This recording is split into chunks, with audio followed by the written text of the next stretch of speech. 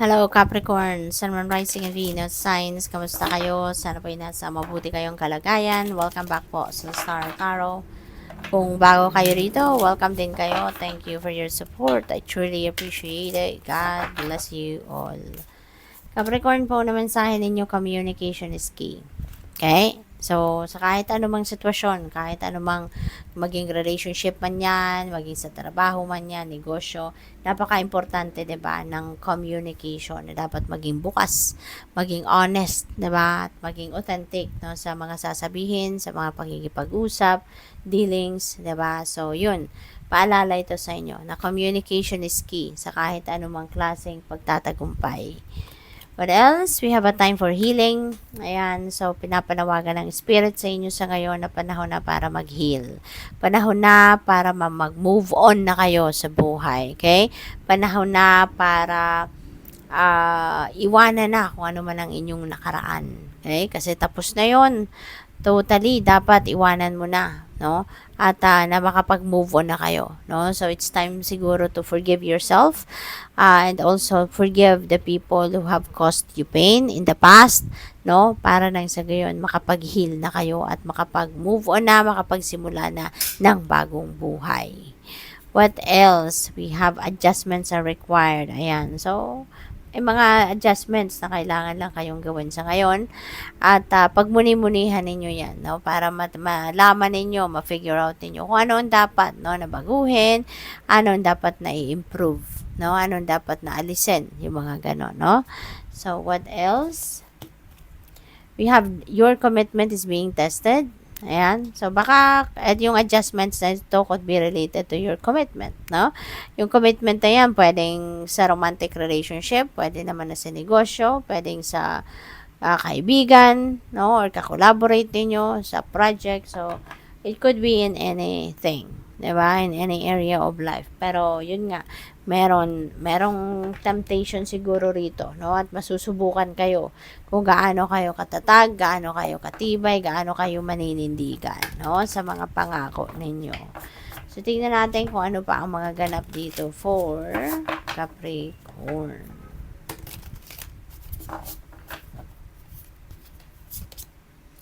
We have Muse of Voices. Ayan. So, maybe, kailangan talaga ninyo rito ng malinaw na pakikipag-communicate kasi maaring meron kayong kailangan solusyonan na problema or maybe meron kayong sitwasyon dito na hindi malinaw sa inyo kaya kailangan ninyo na humingi ng tulong from other people. Maybe there is a consultation na gagawin kayo dito with other people, professionals, no? Hihingian ninyo ng opinion, no? Para magkaroon kayo ng clear direction sa kung ano man ang kailangan na ninyong gawin. That could be related dito, no? Sa adjustments na ito na kailangan ninyong gawin. So, before you do anything dito, maaaring gusto mo munang konsultahin ang mga professionals na may expertise, no? Related dito sa kung ano man ang bagay na yan para nang sa gayon, sigurado kayo kung anong gagawin ninyo, no? Sigurado kayong hindi masasayang yung effort ninyo,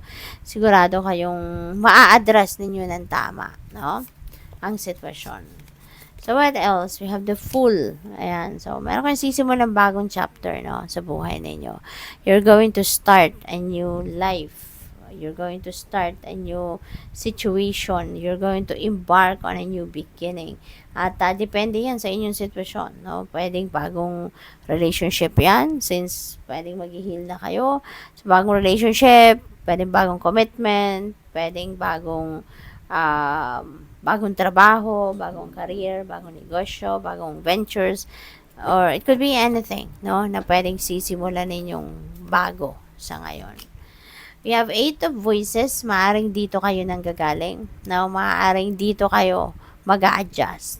Kasi, ano to yung parang, nandoon kayo sa puntong hindi kayo makagalaw, hindi kayo makapag-take action. Kasi, maaring marami ditong nag-discourage sa inyo from taking action. Maaring tinatakot kayo, no, ng ibang tao. Kaya hindi kayo makapagdesisyon, hindi kayo makagalaw, hindi kayo makapag-take action. Kasi maaring nadadala din kayo, no, sa mga sulsul ng mga tao sa iyo. Maaring dito kayo nanggagaling. But maybe this person, no? Kung sino man ang lalapitan ninyong professional or sino man yung may encounter ninyong professional na baka madala sa kwento-kwento lang, casual na kwentuhan, ay baka makapag-advise talaga sa inyo, no? Makapagbigay sa iyo ng magandang advice, magandang kalinawan sa inyong isipan, kaya maybe, no? Dito kayo gagawa ng adjustment sa isip ninyo, sa damdamin ninyo, sa diskarte ninyo. Kaya siguro kayo mapipilitan na gumawa ng bagong ganap or bagong step, no, para mabago ang inyong sitwasyon dahil sa advice ng taong ito. So, good luck, no? Dahil finally, makakaalis na din kayo sa sitwasyon na to. Na maaring, maaring na-impluwensyahan kayo dito na kung sino mang Marites or Marisol, no? So, what else? We have 10 of inspiration. This is burden, no? This is burden na aalisin mo na sa buhay mo, no? So, this is also ending and beginning energy. Meron ditong mga tatapusin kang sitwasyon.